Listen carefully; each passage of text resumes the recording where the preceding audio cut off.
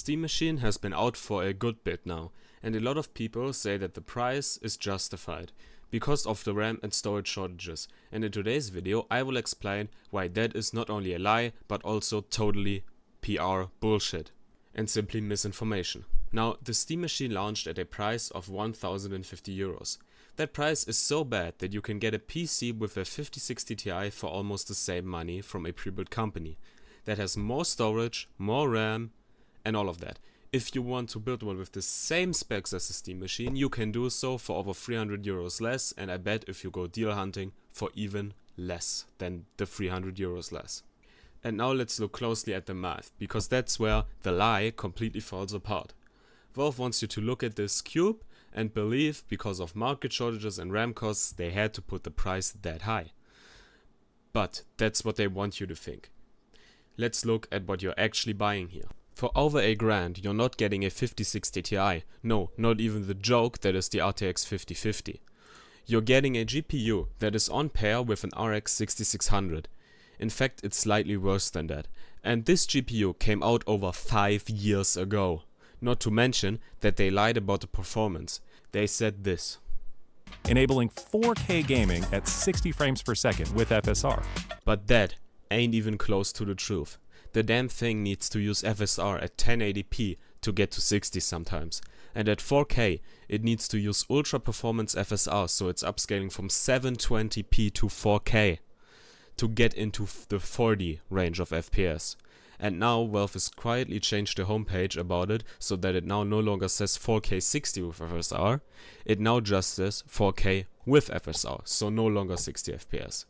Also, they made the Steam Machine always launch all titles in 1080p. They decided to make games boot up by default in 1080p, despite claiming last year that this would be a 4K 60 console. Because they said 1080p is the perfect resolution for the Steam Machine. So what is it now, Valve? Is this a 4K gaming machine, a 1080p gaming machine, or a 720p gaming machine? Make decisions, Valve. So what are you actually paying for? You're paying a massive 300 euro premium just to have a cube under your TV that boots into SteamOS. Now let's get to the part that I recorded where I showed you my builds and what I recommend you should buy, or what kind of specs you should aim for if you have that kind of money to spend on a computer.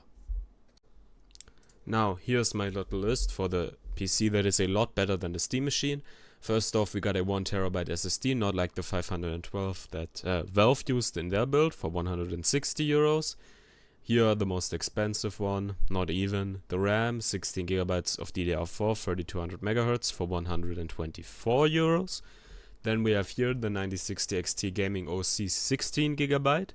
Yes, Valve, I can also afford to use a 16GB GPU in my build.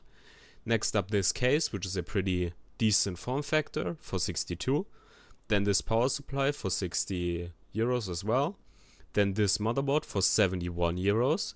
And last but not least, the CPU, the Ryzen 7 5700, 8 cores, 16 threads for 150 euros.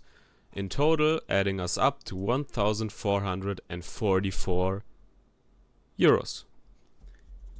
So it's basically the same price, and the 9060 XT, if you look it up,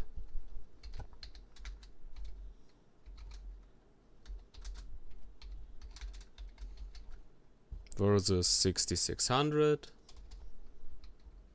right here, you can see almost 80% faster.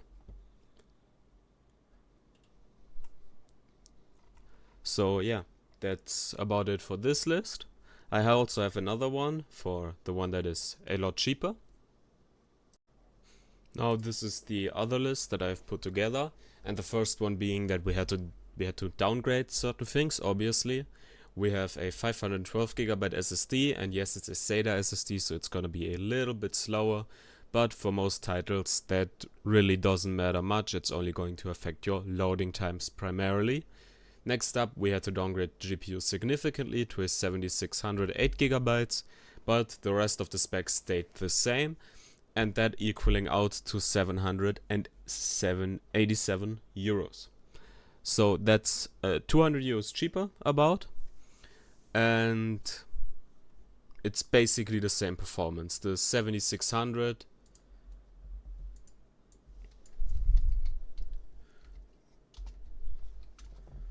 versus the 6600.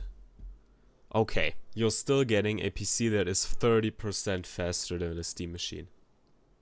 Let that sink in. For 200 euros less. That's kinda insane actually. Don't you think? So now that you know all of these facts, if you still want to buy it, that's obviously your thing. It's not my 1000 euros that I'm spending. But just so you know that if you decide to do so, If you buy the Steam machine, you're just a yacht funder.